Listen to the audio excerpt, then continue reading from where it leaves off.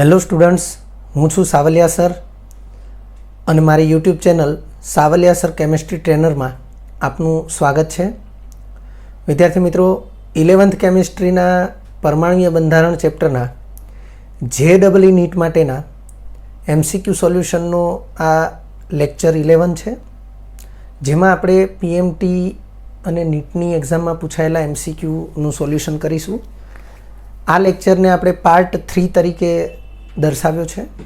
આ અગાઉ લેક્ચર 10 અને એની પહેલાંનો લેક્ચર 9 એ બંને લેક્ચરમાં પણ આપણે PMT અને નીટ એક્ઝામમાં પૂછાયેલા MCQના સોલ્યુશનનો અભ્યાસ કર્યો છે.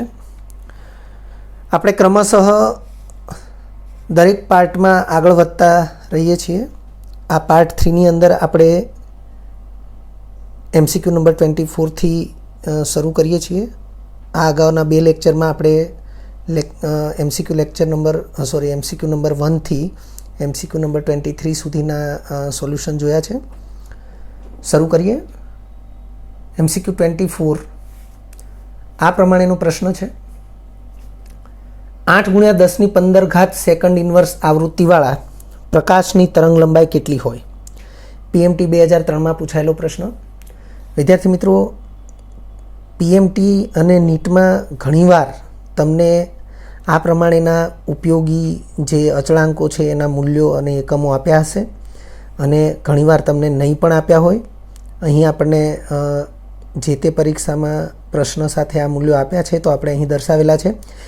H પ્લાન્ક અચળાંક છે, જેનું મૂલ્ય 6.63 આપ્યું છે, × 10⁻34 જૂલ ઇન્ટુ સેકન્ડ છે. વિદ્યાર્થી મિત્રો, વાસ્તવમાં એ 6.626 છે, પરંતુ અહીંયા 6.63 દર્શાવેલું છે, એટલે કે 6.626 એમાં 6ને કેન્સલ કરી અને આ બેના સ્થાન ઉપર 3 લખેલા છે, એટલે 6.63 × 10⁻34 જૂલ ઇન્ટુ સેકન્ડ છે. આપણે એ પણ ચર્ચા કરેલી છે અગાઉના લેક્ચર્સમાં કે આ જૂલ ઇન્ટુ સેકન્ડ એના બદલે આપણે કિલોગ્રામ ઇન્ટુ મીટર સ્ક્વેર પ્રતિ સેકન્ડ પણ લખી શકીએ છીએ, કારણ કે joule is equal to kilogram metre square into સેકન્ડની -2 હોય છે, અને પછી ઇન્ટુ સેકન્ડ થાય તો સેકન્ડની -2 ઇન્ટુ સેકન્ડ એટલે સેકન્ડની -1 થશે. એ પ્રમાણે પણ આ એકમને લખી શકાય છે. આ પણ ઘણી ઉપયોગી માહિતી છે. ઘણી જગ્યાએ આપણે એનો ઉપયોગ કરી ચૂક્યા છીએ અને હજુ પણ થતો રહેશે. 4 ઓપ્શન તમને આ પ્રમાણે આપ્યા છે. તમને પ્રકાશની તરંગ લંબાઈ માગેલી છે. તરંગ લંબાઈ નેનોમીટરમાં અહીં આપેલી છે. અહીં જે મૂલ્યો આપ્યા છે એ MKS પદ્ધતિના છે, એટલે આ મૂલ્યોને આધારે જો આપણે તરંગ લંબાઈ મેળવીએ તો એ આપણને મીટર એકમમાં મળશે, અને પછી આપણે એને નેનોમીટર એકમમાં કન્વર્ટ કરવી પડશે. ઉકેલ તરીકે આપણને સાચો વિકલ્પ D દર્શાવેલો છે. તો આપણે જોઈ રહ્યા છીએ કે પ્રકાશ એટલે કે ફોટોન એનો વેગ જે છે c તરીકે આપણને આપ્યો છે 3×10⁸ મીટર પ્રતિ સેકન્ડ, તેમજ આવૃત્તિ એ 8×10⁻15 સેકન્ડ ઇન્વર્સ અથવા પ્રતિ સેકન્ડ. વિદ્યાર્થી મિત્રો, સેકન્ડ ઇન્વર્સને બદલે હર્ટ્ઝ એકમ પણ લખી શકાય છે, એટલે હર્ટ્ઝ એ જ સેકન્ડ ઇન્વર્સ છે. તો આ બે બાબતો આપણને અહીં આપેલી છે. તરંગ લંબાઈ lambda is equal two c/ν. આપણે આવું જાણીએ છીએ, ν ઇઝ ઇક્વલ ટુ c/λ. તો લેમ્ડાને કરતાં બનાવીએ તો lambda is equal two c/ν થશે. તમે જોઈ રહ્યા છો કે cનું મૂલ્ય એ 3×10⁸ આપેલું છે મીટર પ્રતિ સેકન્ડમાં, અને આવૃત્તિ એ 8×10⁻15 સેકન્ડ ઇન્વર્સ આપ્યું છે. 3/8 ગુણોત્તરનું મૂલ્ય યાદ રાખી લેવું જરૂરી છે, 0.375 થશે. અંશમાં 10⁸ છે અને છેદમાં 10⁻15 છે, એટલે 10⁸માંથી 10⁻15 બાદ થશે, એટલે 10⁻7 મીટર આવશે.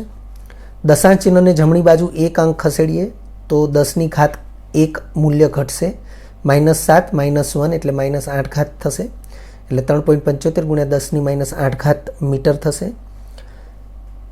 મીટરને નેનોમીટરમાં કન્વર્ટ કરીએ તો 1 મીટર બરાબર 10⁹ નેનોમીટર છે, એટલે હું અહીં × 10⁹ લખું એટલે નેનોમીટર લખાય. તો 10⁸ × 10⁻8 × 10⁹ થાય, એટલે -8 + 9 એટલે 10⁻1 નેનોમીટર થશે. 3.75 નિયરલી 4 લખી શકાય, એટલે lambda is equal two nearly અહીંયા 4 ગુણ્યા 10⁻1 નેનોમીટર એ પ્રમાણે થશે. વિદ્યાર્થી મિત્રો, અહીં આ MCQના સોલ્યુશન પરથી આપણને એ બાબતનો ખ્યાલ આવે છે કે આપેલી બે માહિતીઓ છે, પ્લાન્ક અચળાંક અને ફોટોનનો વેગ c, બંને માહિતીનો ઉપયોગ થાય એવું જરૂરી નથી. કોઈ એક માહિતી એવી પણ છે કે જેનો MCQના ઉકેલ માટે ક્યાંય ઉપયોગ થયો નથી. તો એવું પણ બની શકે કે તમને ગેરમાર્ગે દોરવા માટે બે માહિતી આપે છે, પરંતુ બંને પૈકી કોઈ એક માહિતી ઉપયોગી હોય છે, કોઈ એક માહિતી ઉપયોગી હોતી નથી. ત્યાર પછીનો MCQ છે, હાઇડ્રોજન પરમાણુનો ઇલેક્ટ્રોન n બરાબર 4 ઉર્જા સપાટીમાંથી n બરાબર 1 ઉર્જા સપાટીમાં સંક્રમણ કરે છે ત્યારે ઉત્સર્જિત વિકિરણની આવૃત્તિ કેટલી હોય? PMT 2004માં પૂછાયેલો પ્રશ્ન છે. વિદ્યાર્થી મિત્રો, n બરાબર 4 માંથી n બરાબર 1 એટલે કે ઊંચી ઉર્જા સપાટીમાંથી નીચી ઉર્જા સપાટીમાં ઇલેક્ટ્રોન આવે ત્યારે એ વિદ્યુત ચુંબકીય વિકિરણનું ઉત્સર્જન કરે છે, અને એ જે વિદ્યુત ચુંબકીય વિકિરણ જે છે એની આવૃત્તિ કેટલી હોય એવો પ્રશ્ન અહીં પૂછવામાં આવ્યો છે. તમને અહીં પણ જોઈ શકો છો પ્લાન્ક અચળાંક Hનું મૂલ્ય આપ્યું છે. ઉપરાંત હાઇડ્રોજનની આયનીકરણ એન્થાલ્પી એ પ્રતિ પરમાણુ 2.18 ગુણ્યા 10⁻18 જૂલ છે એવું પણ આપ્યું છે. વિદ્યાર્થી મિત્રો, અગાઉ આપણે ચર્ચા કરી ચૂક્યા છીએ કોન્સેપ્ટ TTL લેક્ચર 4-5માં કે હાઇડ્રોજનની આયનીકરણ એન્થાલ્પી એ વાસ્તવમાં એક અચળાંકનું મૂલ્ય છે, અને એ અચળાંક એ રીડબર્ગ અચળાંક છે. તો રીડબર્ગ અચળાંક એ 2.18 ગુણ્યા 10⁻18 જૂલ છે, એ આપણે જાણીએ છીએ. અહીં 4 ઓપ્શન આપ્યા છે. 4 ઓપ્શન પૈકી ઉકેલ તરીકે વિકલ્પ ડી એ સાચો વિકલ્પ છે એવું અહીં આપણને સમજાવવામાં આવ્યું છે, દર્શાવવામાં આવ્યું છે. કઈ રીતે? તો એના વિશેની ગણતરી આપણે બીજા પેજ ઉપર દર્શાવેલી છે, તમે જોઈ શકો છો. અહીં ઇલેક્ટ્રોન n બરાબર 4 માંથી n બરાબર 1 એટલે કે ઊંચી ઉર્જા સપાટીમાંથી નીચી ઉર્જા સપાટીમાં સંક્રમણ કરે છે, પરંતુ ઉત્સર્જિત વિકિરણની આવૃત્તિના સંદર્ભમાં ni લેસ ધેન nf હોવાથી આપણે ni તરીકે 4ને નહીં લઈએ, ni તરીકે 1 લઈશું અને nf તરીકે 4 લઈશું. હવે ઉત્સર્જિત વિકિરણની આવૃત્તિ માટેનું સૂત્ર જે આપણે TTL 4માં મેળવી ચૂક્યા છીએ, TTL 5માં પણ એનો ઉલ્લેખ છે અને TTL 5માં એની સાબિતી પણ છે. New is equal two 3.29 into 10⁻15 કૌંસમાં 1/ni² માઇનસ 1/nf². ni ના સ્થાને આપણે 1 લખીશું, nfના સ્થાને 4 લખીશું, તો 1/1² માઇનસ 1/4². 1² એટલે 1 જ થશે, 1/1 એટલે 1 કહેવાય, માઇનસ 1/4², 4² એટલે 16. તો 1 માઇનસ 1/16, 1/16નું મૂલ્ય થશે 0.0625. વિદ્યાર્થી મિત્રો, આ ગુણોત્તર પણ ખૂબ સહેલો છે, સરળ છે, મેળવી શકાય ઝડપથી ગણતરી કરીને. આપણે હમણાં જોઈશું. 1માંથી 0.0625 બાદ કરીએ તો 0.9375 આવશે.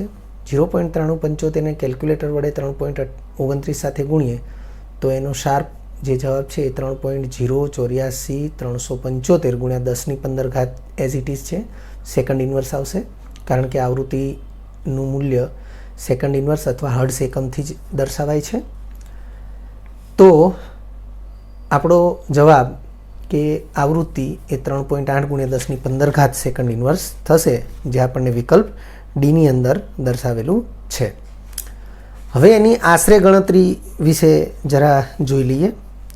તો 1/16 છે એ ગુણોત્તર 0.0625 કેવી રીતે આવે છે? તો 1/16 એને 1/4 ગુણ્યા 1/4 લખી શકાય. 1/4ને 0.25 કહી શકાય, જે પણ આપણે જાણતા હોવા જોઈએ અને અગાઉ આપણે ઘણી બધી જગ્યાએ આનો ઉપયોગ કરેલો છે. એટલે 1/4 0.25 ગુણ્યા 1/4 ફરીથી 0.25, 25 ગુણ્યા 25 એટલે 25નો વર્ગ કહેવાય, જેનું મૂલ્ય 625 થાય. પોઈન્ટ પછી 2 આંકડા, પોઈન્ટ પછી 2 આંકડા, એટલે ટોટલ પોઈન્ટ પછી 4 આંકડા થવા જોઈએ. તો 625 એના પહેલાં 1 શૂન્ય લખીને એની પહેલાં દશાંશ ચિહ્ન લખીએ તો જ પોઈન્ટ પછી 4 આંકડા થયા, એટલે 1/16નો જવાબ એ 0.0625 થશે. ત્યાર પછી આપણે આ જે ગુણાકાર છે 3.29 ગુણ્યા 0.9375, એને આપણે કઈ રીતે આશરે દર્શાવી શકીએ? તો વિદ્યાર્થી મિત્રો 3.29 ગુણ્યા 0.9375, તો આપણે 0.9375ને આશરે 0.9 લઈએ છીએ. વિદ્યાર્થી મિત્રો વાસ્તવિક રીતે જોઈએ તો 0.9375 કરતાં 0.9 નાની સંખ્યા છે, એટલે કે 0.9 કરતાં 0.9375 મોટી સંખ્યા છે. એની સામે અહીંયા જોઈએ તો 3.29 છે અને અહીંયા 3.3 લખીએ છીએ, તો 3.29 કરતાં 3.3 મોટી સંખ્યા છે. જો આ બંનેની સરખામણી કરીએ તો 0.9375 એ 0.9ની સાપેક્ષે મોટી છે, 3.29ની સાપેક્ષે 3.3 મોટા છે. તેમ છતાં આપણે અહીં ગ્રેટર ધેન કર્યું છે, તો એના માટે આપણે આવી રીતે વિચારી શકીએ કે અહીં દશાંશ ચિહ્ન પછી જે બીજો આંક છે એમાં ફક્ત 1નો વધારો કરીએ ત્યારે 3.3 થાય છે. જ્યારે અહીંયા દશાંશ ચિહ્ન પછી 375 છે, એટલે દશાંશ ચિહ્ન પછીના બીજા અંકે આપણે શૂન્ય લઈએ છીએ, જે 3ની સાપેક્ષમાં શૂન્ય વિચારીએ તો અહીં 1નો વધારો જ્યારે અહીં 3નો ઘટાડો, આમ જોઈએ તો 375ની બદલે 400 વિચારીએ તો 4નો ઘટાડો છે. એટલા માટે આપણે અહીં ગ્રેટર ધેન દર્શાવી શકીએ, જે વાસ્તવમાં એ મોટી જ સંખ્યા થશે. આનો ગુણાકાર એ 297 થશે. 33 ગુણ્યા 9 297 થાય. પોઈન્ટ પછી એક આંકડો છે, પોઈન્ટ પછી એક આંકડો છે, એટલે પોઈન્ટ પછી 2 આંકડા થવા જોઈએ. 33 ગુણ્યા 9 એ આપણે મેન્યુઅલી એકદમ ઝડપથી કરી શકીએ છીએ. 9 તરી 27નો સાતડો વધી પડી 2, 9 તરી 27 ને 2 29, 297. તો એ 297 જે છે એમાં પોઈન્ટ પછી 2 આંકડા થવા જોઈએ. તો આપણો જે જવાબ છે એ 2.97 કરતાં મોટો હોવો જોઈએ. તો 2.97 કરતાં મોટી હોય એવી સંખ્યા અહીંયા 1.03, 1.54, 2.00 અને અહીં છે 3.08. એટલે કે 2.97 કરતાં ફક્ત એક જ આ 3.08 એ મોટી સંખ્યા છે, અને 10ની 15 ઘાત એ બધામાં કોમન છે, એટલે વિકલ્પ ડી એ આપણા માટે સાચો વિકલ્પ રહેશે. ત્યાર પછી 26મા નંબરનો MCQ છે. જો હાઇડ્રોજન પરમાણુની દ્વિતીય બોહર કક્ષાની ઉર્જા -328 કિલો જૂલ પ્રતિ મોલ હોય. વિદ્યાર્થી મિત્રો, આ MCQમાં એક અગત્યનું પરિણામ આપણે નવું જોવાના છીએ, એટલે અહીં હું સ્ટારની નિશાની કરી દઉં છું. તો ફરીથી, જો હાઇડ્રોજન પરમાણુની દ્વિતીય બોર કક્ષાની ઉર્જા -328 કિલો જૂલ પ્રતિ મોલ હોય તો ચતુર્થ બોર કક્ષાની ઉર્જા કેટલી હોય? PMT 2005માં પૂછાયેલો પ્રશ્ન છે. આપણને 4 ઓપ્શન આપ્યા છે: -41 કિલો જૂલ પ્રતિ મોલ, -82 કિલો જૂલ પ્રતિ મોલ, -164 કિલો જૂલ પ્રતિ મોલ, -1312 કિલો જૂલ પ્રતિ મોલ. ઉકેલ તરીકે સાચો વિકલ્પ બી દર્શાવેલો છે. -82 કિલો જૂલ પ્રતિ મોલ એ ચતુર્થ બોર કક્ષાની ઉર્જા છે. પરંતુ એ કઈ રીતે? તો એના માટે અહીં આપણે એક ટિપ્સનો ઉપયોગ કરીશું, એક ગાણિતિક સંબંધ જેને અત્યારે આપણે સ્વીકારી લઈશું, અને આના પછીના પેજ ઉપર એની સાબિતી આપણે જોઈ લઈશું.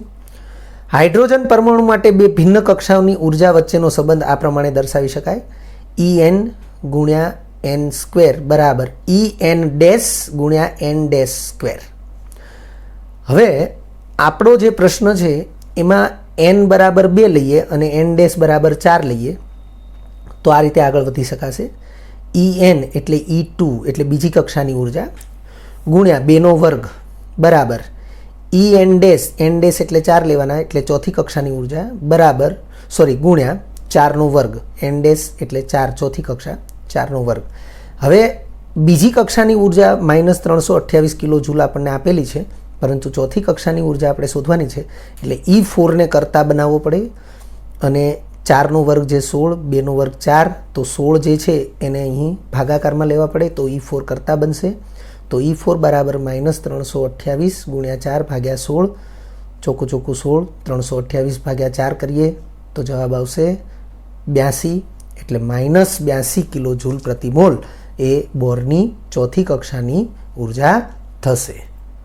પરંતુ આ જે પરિણામ છે En ગુણ્યા n સ્ક્વેર બરાબર En ડેશ ગુણ્યા n ડેશ સ્ક્વેર, એ પરિણામની સાબિતી એ પાછળના પેજ ઉપર આપણે જોઈ લઈએ છીએ. તમે જોઈ રહ્યા છો મેં અહીં લખ્યું છે, યાદ રાખો હાઇડ્રોજન પરમાણુ માટે n કક્ષામાં ઇલેક્ટ્રોનની ઉર્જા.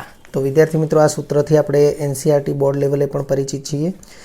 En બરાબર -RH ઇન્ટુ 1/n². n² આપણે En સાથે ગુણાકારમાં લઈએ તો -RH બરાબર En ઇન્ટુ n². આને પરિણામ નંબર 1 આપીએ છીએ.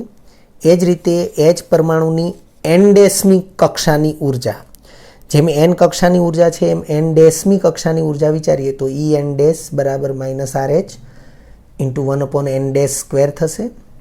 ત્યાં પણ આપણે -RH છે એને કરતા બનાવીએ તો છેદમાં n² છે એ અહીંયા ગુણાકારમાં જશે, એટલે -RH બરાબર En ગુણ્યા n² થશે.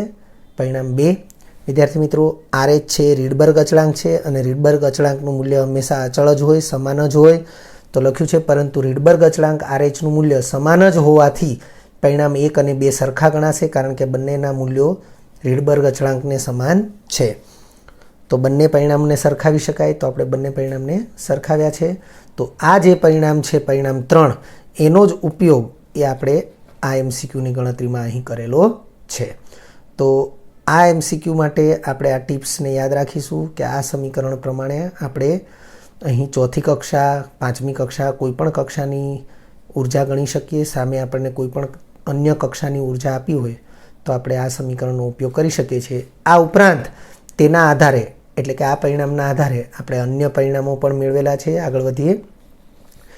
En એના છેદમાં En' ને લાવ્યા તો n² છે એને n² છેદમાં લઈ લીધો, તો En/En' બરાબર n²/n², બંનેના સ્ક્વેર કૌંસની બહાર લખીએ તો n/n². આ પરિણામ નંબર 4 છે. આનો પણ આપણે ઉપયોગ કરી શકીએ છીએ. ત્યાર પછીનો MCQ છે, 0.1 એંગસ્ટ્રોમ જેટલી સ્થાનની અનિશ્ચિતતા ધરાવતા ઇલેક્ટ્રોન માટે વેગની અનિશ્ચિતતા કેટલી હોય? વિદ્યાર્થી મિત્રો, PMT 2006માં પૂછાયેલો પ્રશ્ન છે. સેમ આવો જ MCQ આપણે MCQ સોલ્યુશન લેક્ચર નંબર 7 એમાં પણ જોયેલો છે, પરંતુ ત્યાં આપણે 0.1 એંગસ્ટ્રોમને બદલે 1 એંગસ્ટ્રોમ જેટલી સ્થાનની અનિશ્ચિતતા ધરાવતા ઇલેક્ટ્રોન માટે ગણતરી કરેલી છે. હું તમને યાદ કરાવી દઉં કે MCQ લેક્ચર નંબર 7 જે છે, MCQ સોલ્યુશન લેક્ચર નંબર 7, એમાં આપણે ડિસ્ક્રિપ્શનની અંદર આપણી જે ભૂલ થયેલી છે એ ભૂલને પણ દર્શાવેલી છે કે આપણે રકમમાં એ 0.1 એંગસ્ટ્રોમ લીધેલું છે, પરંતુ ગણતરીમાં 1 એંગસ્ટ્રોમથી ગણતરી કરેલી છે, અને એના ઓપ્શનની અંદર પણ આપણે 1 એંગસ્ટ્રોમથી ગણતરી કરીને જે જવાબ આવે છે એને પસંદ કરેલો છે. એટલે બાય મિસ્ટેક 0.1 એંગસ્ટ્રોમને બદલે 1 એંગસ્ટ્રોમ ત્યાં લેવું જરૂરી છે. એટલે કે લખવામાં 0.1 એંગસ્ટ્રોમ લખાઈ ગયેલું છે, પરંતુ આપણે 1 એંગસ્ટ્રોમ લઈને ગણતરી કરવાની રહેશે.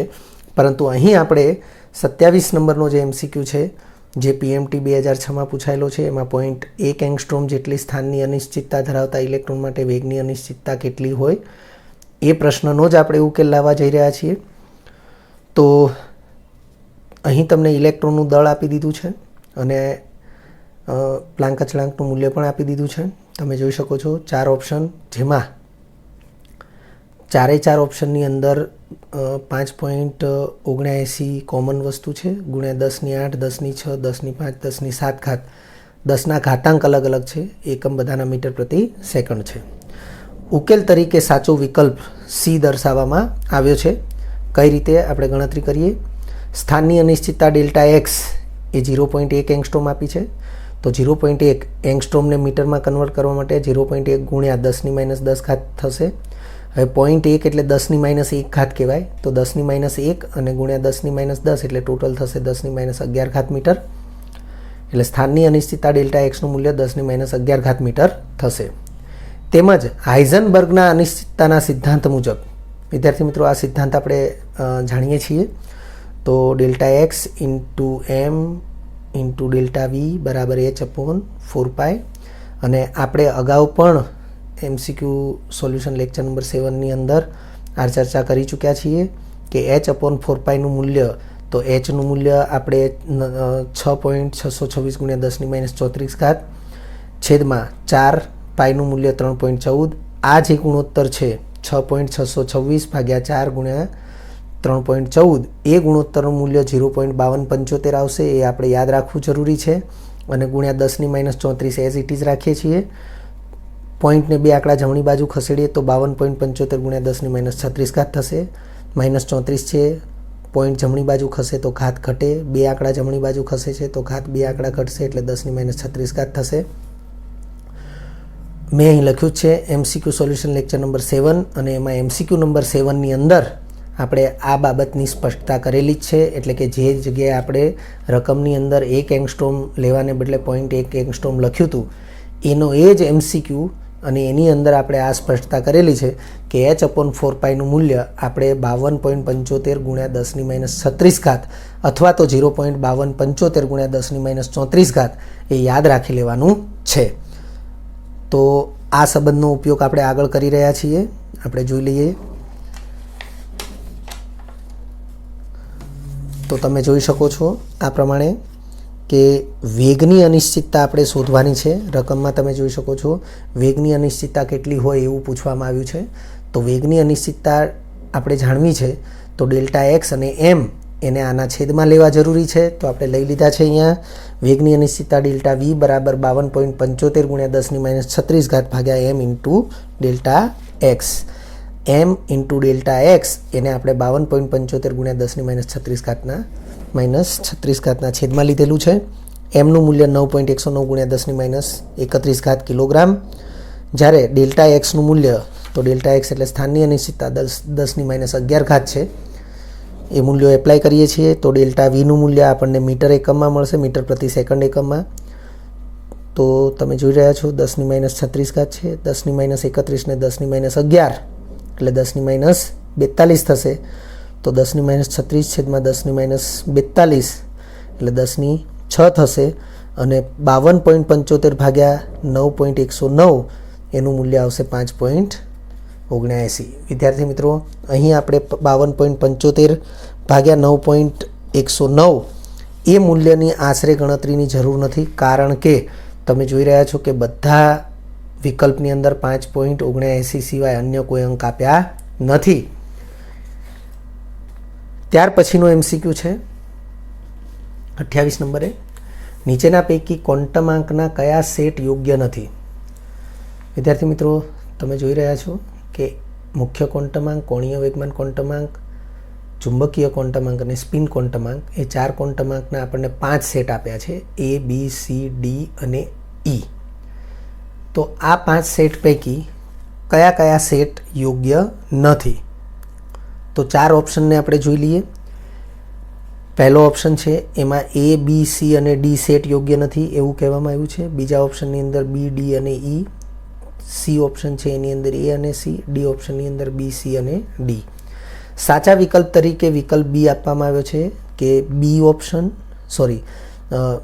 સેટ B, સેટ D અને સેટ E, આ 3 સેટ એ યોગ્ય નથી. તો કેવી રીતે યોગ્ય નથી? તો વિદ્યાર્થી મિત્રો, અહીં મેં રેફરન્સ લખ્યો છે. તમારે MCQ સોલ્યુશન લેક્ચર નંબર 6ને રિફર કરી લેવો જોઈએ, જેમાં બીજા નંબરનો MCQ છે. એની અંદર આપણે આ જ પ્રકારના MCQની ચર્ચા કરેલી છે અને ત્યાં આપણે આવો ઉલ્લેખ કરેલો છે કે ક્વોન્ટમ આંકના સેટની યોગ્યતા માટે 3 શરતોનું પાલન થવું જરૂરી છે. n > L હોવો જોઈએ. તો વિદ્યાર્થી મિત્રો, n > L હોવો જોઈએ. n > L નથી, ફક્ત ગ્રેટર ધેન, એટલે L ફરજિયાત નાનો જ હોવો જોઈએ અને n ફરજિયાત મોટો જ હોવો જોઈએ. બીજા નંબરની શરત છે મોડ્યુલ m, એટલે કે માનાંકમાં m, એટલે કે mનું જે કંઈ મૂલ્ય છે એની ધન કે ઋણ નિશાનીને આપણે અવગણી દેવાની, ફક્ત નિરપેક્ષ મૂલ્યને ધ્યાનમાં લેવાનું. એ L કરતાં નાનું અથવા L જેટલું હોવું જોઈએ. મોડ્યુલ માનાંકમાં m <= L હોવું જોઈએ. અને ત્રીજા નંબરે S એટલે કે સ્પિન ક્વોન્ટમાંકનું મૂલ્ય +or -1/2 હોવું જોઈએ. તો વિદ્યાર્થી મિત્રો, અહીં બધા સેટમાં સ્પિન ક્વોન્ટમાંકનું મૂલ્ય +1/2 અથવા -1/2 છે, એટલે ત્રીજી શરતનું પાલન તો બધી સ્થાન ઉપર થાય જ છે. પરંતુ જોઈ લઈએ કે આ 3 શરતનું પાલન થવું જોઈએ, પરંતુ આપણે અહીં સેટ બીની વાત કરીએ તો સેટ બીની અંદર તમે જુઓ એન અને એલનું મૂલ્ય સરખું આપ્યું છે, તો આ સરખું મૂલ્ય વેલિડ નથી, એન ગ્રેટર ધેન એલ જ હોવું જોઈએ. એટલે કે એલનું મૂલ્ય, જો અહીં એનનું મૂલ્ય 2 આપ્યું છે તો એલનું મૂલ્ય 0 કે 1 હોઈ શકે, પરંતુ 2 ન હોઈ શકે, અથવા 2 કરતાં મોટું પણ ન હોઈ શકે.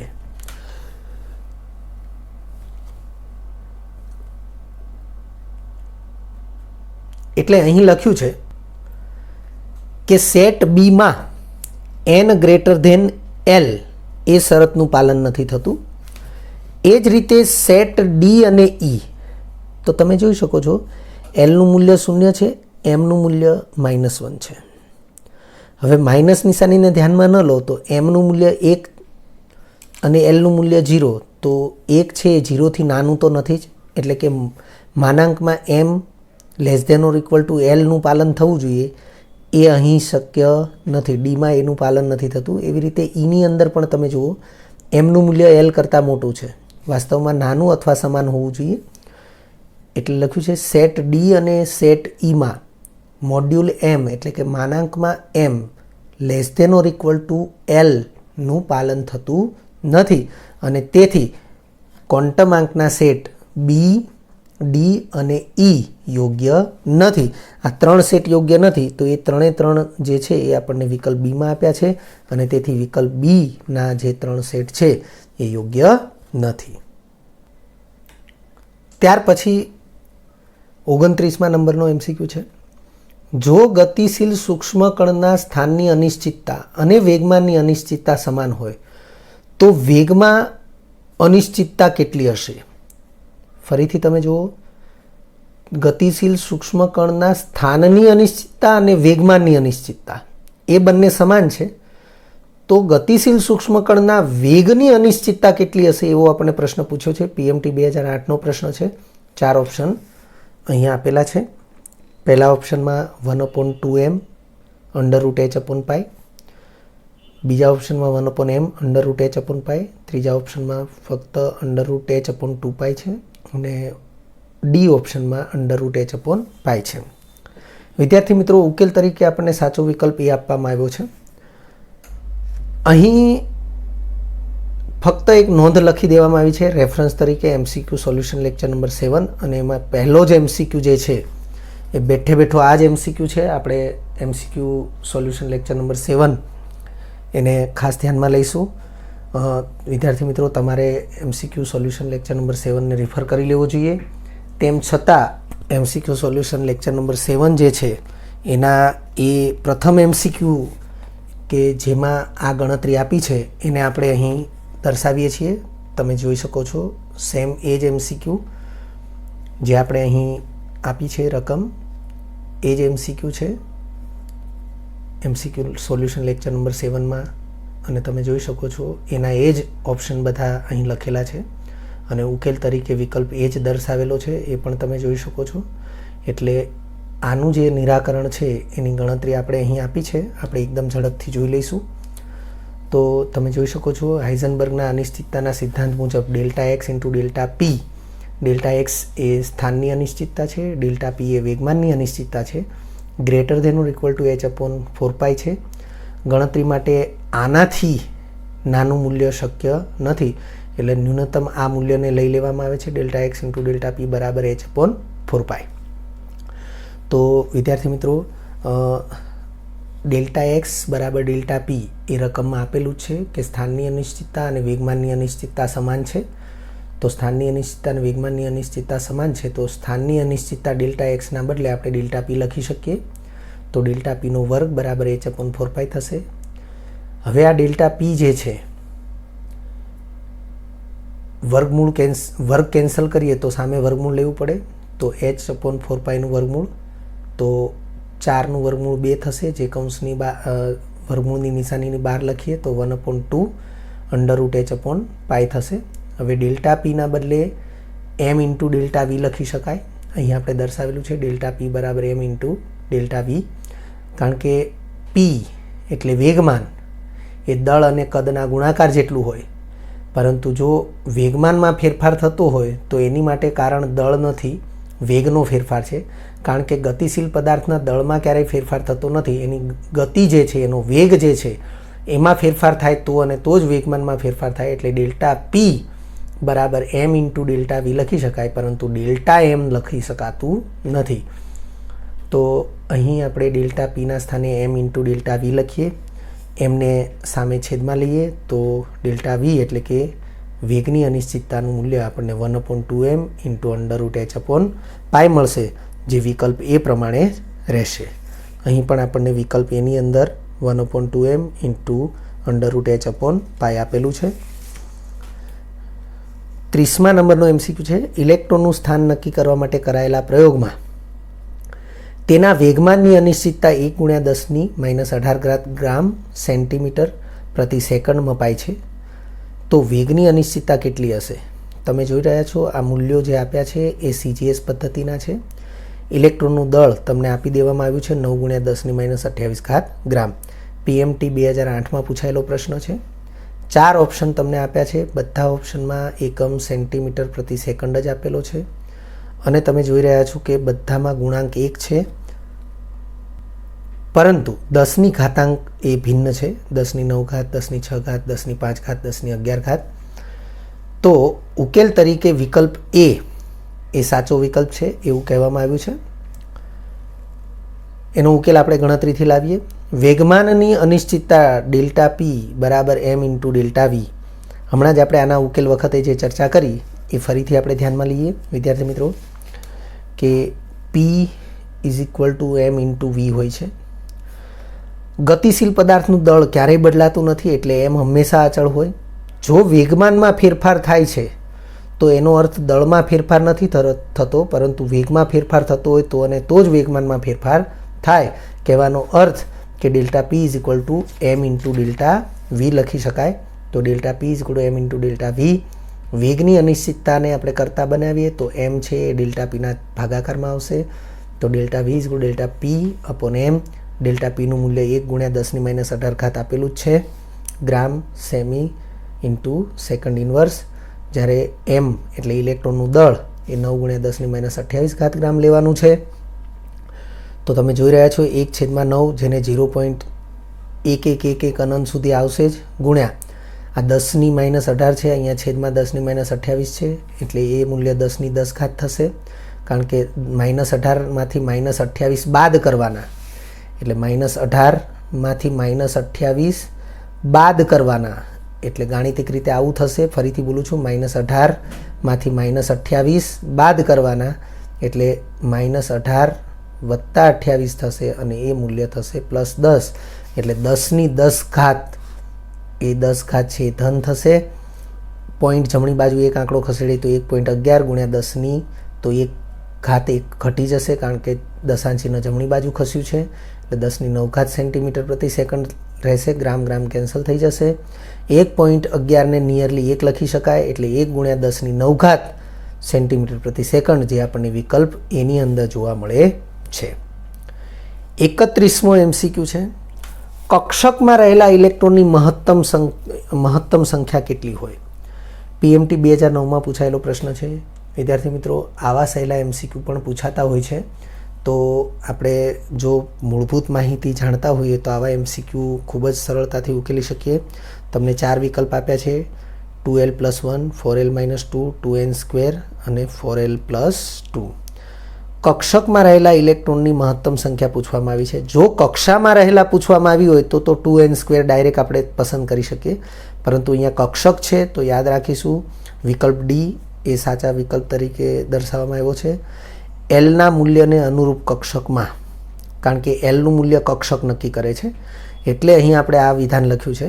કારણ કે અહીંયા કક્ષકમાં રહેલા એવો શબ્દ જે વાપર્યો છે, તો અહીં આપણે આ શબ્દો દ્વારા એ સ્પષ્ટ કરીએ છીએ કે એલના મૂલ્યને અનુરૂપ કક્ષકમાં પેટા કક્ષકોની કુલ સંખ્યા 2l+1 છે અને પ્રત્યેક પેટા કક્ષકમાં ફક્ત 2 ઇલેક્ટ્રોન સમાય છે. તો પેટા કક્ષકોની સંખ્યાને 2 વડે ગુણી દઈએ તો આપણને મહત્તમ ઇલેક્ટ્રોનની સંખ્યા મળી જશે. લખ્યું છે તેમજ ઇલેક્ટ્રોનની કુલ સંખ્યા બરાબર કક્ષકોની સંખ્યા ગુણ્યા 2, કારણ કે પ્રત્યેક પેટા કક્ષકમાં 2 ઇલેક્ટ્રોન ભરાય, તો 2l +1 ગુણ્યા 2 કરીએ તો જવાબ આવશે 4l+2, જે આપણને વિકલ્પ ડીની અંદર દર્શાવવામાં આવ્યો છે. 32મો MCQ છે, નીચેના પૈકી ક્વોન્ટમાંકની કઈ જોડ શક્ય નથી અથવા ક્વોન્ટમાંકની કઈ જોડ અયોગ્ય છે? તો વિદ્યાર્થી મિત્રો, PMT 2009માં પૂછાયેલો પ્રશ્ન છે. તમને N, L, M અને S મુખ્ય ક્વોન્ટમાંક, કોણીય વેગમાન ક્વોન્ટમાંક, ચુંબકીય ક્વોન્ટમાંક અને સ્પિન ક્વોન્ટમાંક એના મૂલ્યો ધરાવતા 4 સેટ આપ્યા છે. 4 સેટ વિકલ્પ તરીકે છે. ઉકેલ તરીકે વિકલ્પ બી આપવામાં આવ્યો છે કે વિકલ્પ બીની અંદર જે સેટ દર્શાવવામાં આવ્યો છે એ શક્ય નથી. કઈ રીતે શક્ય નથી? તો વિદ્યાર્થી મિત્રો, હમણાં જ આપણે આ લેક્ચરની અંદર MCQ નંબર 28 જે સોલ્વ કર્યો એમાં જે 3 શરતોની વાત કરી એ શરતો પ્રમાણે જો જોવા જઈએ તો વિકલ્પ બી છે એમાં તમે જોઈ શકો છો કે એલનું મૂલ્ય 2 છે અને એમનું મૂલ્ય -3 છે. તો આ એ ક્યારેય શક્ય નથી, કારણ કે મોડ્યુલ એમ એટલે કે માનાંકમાં એમનું મૂલ્ય એ એલ કરતાં નાનું અથવા એને બરાબર હોવું જોઈએ. અહીંયા એલનું મૂલ્ય જે છે એ નાનું છે અને એમનું મૂલ્ય મોટું છે, જે શક્ય નથી. એટલે આ શરતનું પાલન થતું નથી. તેથી વિકલ્પ બી મુજબનો જે સેટ છે એ યોગ્ય નથી. 33મા નંબરનો MCQ છે. વિદ્યાર્થી મિત્રો, અહીં આપણે 33મા નંબરનો MCQ એ PMT 2011માં પૂછાયેલો MCQ લખ્યો છે અને એના પછી આ 34મા નંબરે જે MCQ આવશે એ PMT 2010માં પૂછાયેલો છે. આમ તો જોઈએ તો PMTમાં પૂછાવાના ક્રમ પ્રમાણે નથી લખ્યો, પરંતુ આપણે અહીં MCQના પ્રશ્નો ઉપર ખાસ ધ્યાન રાખીશું. ચતુર્થ શક્તિ સ્તરમાં કુલ કક્ષકોની સંખ્યા કેટલી છે? PMT 2011માં પૂછાયેલો પ્રશ્ન. અનુક્રમે 8, 16, 32 અને 4 એવા વિકલ્પમાં આપણને મૂલ્યો આપેલા છે. તો ઉકેલ તરીકે વિકલ્પ બીને સાચો ગણવામાં આવ્યો છે. આ પણ માહિતી આધારિત પ્રશ્ન છે અને આવા પ્રશ્નો જો PMT અને નીટમાં પૂછાતા હોય તો એ ખૂબ સારું કહેવાય. N કક્ષામાં, N કક્ષા શક્તિ સ્તર એટલે કક્ષાનો ક્રમ, તો N કક્ષામાં કક્ષકોની કુલ સંખ્યા = N². આ સૂત્રથી આપણે પરિચિત છીએ. અને N કક્ષા કહેતા શક્તિ સ્તર, તો અહીં ચતુર્થ શક્તિ સ્તરની વાત છે એટલે N = 4 થશે. મુખ્ય ક્વોન્ટમાંક 4 કહેવાય અને 4ને આપણે અહીંયા એપ્લાય કરીએ તો તેમાં કક્ષકોની કુલ સંખ્યા 4નો વર્ગ એટલે કે 16 થશે, જે આપણને વિકલ્પ બીમાં આપેલું છે. ત્યારબાદ વિદ્યાર્થી મિત્રો, આપણને 34મા નંબરનો MCQ આપ્યો છે. આમ જોઈએ તો PMT 2010માં પૂછાયેલો પ્રશ્ન છે. પ્રશ્ન આ પ્રકારે છે: 0.66 કિલોગ્રામ દળ ધરાવતો ક્રિકેટનો દડો 100 મીટર પ્રતિ સેકન્ડના વેગથી ગતિ કરે તો તેની તરંગ લંબાઈ કેટલી હોય? PMT 2010. અહીં આપણે પ્લાન્ક અચળાંક Hનું મૂલ્ય 6.6 × 10⁻34 જૂલ × સેકન્ડ લેવાનું કીધું છે. અને વિદ્યાર્થી મિત્રો, હમણાં જ આપણે આ શરૂઆત કરી લેક્ચરની ત્યારે જ આપણે સમજાવેલું કે જૂલ × સેકન્ડ આ એકમને બદલે આપણે કિલોગ્રામ × મીટર² પ્રતિ સેકન્ડ આ એકમનો ઉપયોગ કરી શકીએ, કારણ કે જૂલના બદલે કિલોગ્રામ મીટર² પ્રતિ સેકન્ડ સ્ક્વેર એવું પણ આપણે વિચારી શકીએ છીએ, કારણ કે એ બંને સમાન છે અને × સેકન્ડ વિચારો એટલે પ્રતિ સેકન્ડ એક જ વધશે. તો એનો ઉપયોગ અહીંયા થશે. 4 વિકલ્પ તરીકે તમને એ જે દડાની તરંગ લંબાઈ છે એ 1 × 10⁻32 મીટર, 6.6 × 10⁻32 મીટર, 6.6 × 10⁻34 મીટર અને 1 × 10⁻35 મીટર આપેલી છે. તો ઉકેલ તરીકે વિકલ્પ ડી એને સાચો વિકલ્પ ગણવામાં આવ્યો છે. કઈ રીતે? તો વિદ્યાર્થી મિત્રો, અહીં ગતિશીલ દડાની કે કોઈ પણ ગતિશીલ પદાર્થની તરંગ લંબાઈની વાત થાય ત્યારે દ બ્રોગલીના દ્રવ્ય તરંગ સિદ્ધાંતનો જ ઉપયોગ થશે. દ બ્રોગલીનું સમીકરણ જે છે એ સમીકરણ મુજબ ગતિશીલ દડાની તરંગ લંબાઈ λ = h/mv થશે. આ દ બ્રોગલીનું સમીકરણ છે. Hનું મૂલ્ય 6.6 × 10⁻34 લેવાનું કહેવું છે. અહીંયા જૂલ × સેકન્ડ છે, પણ મેં કીધું જૂલ × સેકન્ડને બદલે તમે કિલોગ્રામ × મીટર² પ્રતિ સેકન્ડ લખી શકો, તો આપણે એ લખ્યું છે. છેદમાં 0.66 કિલોગ્રામ જે આપણને દળ આપવામાં આવ્યું છે. બધા MKS એકમો જ છે. 10⁻2 એટલે 100 મીટર પ્રતિ સેકન્ડ છે. 100ની બદલે 10⁻2 લખી શકાય, તો 10⁻2 મીટર પ્રતિ સેકન્ડ થશે. આનું સાદુરૂપ 1 × 10⁻35 મીટર થશે. તમે જોઈ શકો છો આ 10ની 2 ઘાત છે, અંશમાં જશે તો 10ની -2 થશે એટલે 10ની -36 થશે. 6.6 ભાગ્યા 0.66 6.6 ભાગ્યા 0.66. તો વિદ્યાર્થી મિત્રો આપણે 6.6ના પોઈન્ટને દૂર કરવા હોય તો 66 અને છેદમાં 10 લખવા પડશે, કારણ કે દશાંશ ચિહ્ન પછી એક જ આંકડો છે એટલે છેદમાં 10, અને અહીંયા દશાંશ ચિહ્ન પછી 2 આંકડા છે અને એ જો દશાંશ ચિહ્નો બંને દશાંશ ચિહ્ન દૂર કરવું છે તો ફક્ત 66 લખવા માટે ઉપર 100 વડે ગુણવા પડશે. છેદમાં દશાંશ ચિહ્ન હોય તો અંશમાં 100 વડે ગુણ્યા, અંશમાં દશાંશ ચિહ્ન છે તો છેદમાં 10 વડે ગુણ્યા, કારણ કે દશાંશ ચિહ્ન પછી એક જ આંક છે, અહીંયા દશાંશ ચિહ્ન પછી 2 આંક છે. તો આ કેન્સલ અને અહીંયા આવશે 10.